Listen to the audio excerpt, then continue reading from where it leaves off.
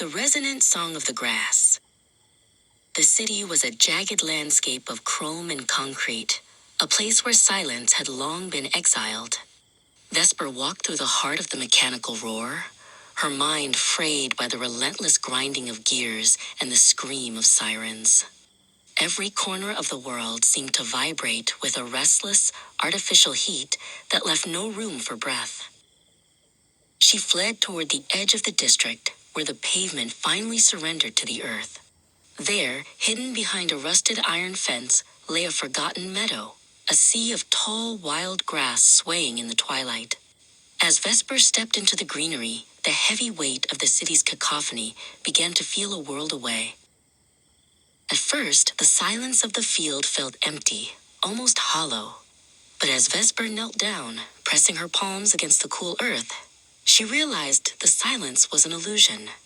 Beneath the stillness was a pulse, a delicate, rhythmic vibration that hummed through the soil and into her skin. It was a frequency older than the steel towers. On a single leaf of clover sat Zephyr, a tiny guardian of the meadow. He was no larger than a thumbprint, yet he carried the weight of 1,000 melodies. With a slow, deliberate movement, Zephyr began to stir, his wings twitching as if tuning himself to the rhythm of the stars above. Then, the music began. It wasn't a sound heard by the ears alone, but a resonance that filled the chest.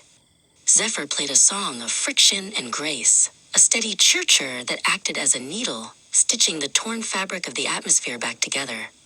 Vesper watched, mesmerized by the smallness of the creature and the magnitude of its task.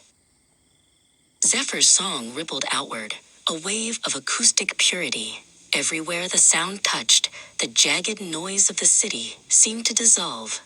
The harsh vibrations of engines and electricity were neutralized, swallowed by the organic cadence of the grass. The air itself felt lighter, cleansed of its invisible pollutants. Vesper let out a breath she hadn't realized she was holding. She sat back, closing her eyes, allowing Zephyr's song to wash over her.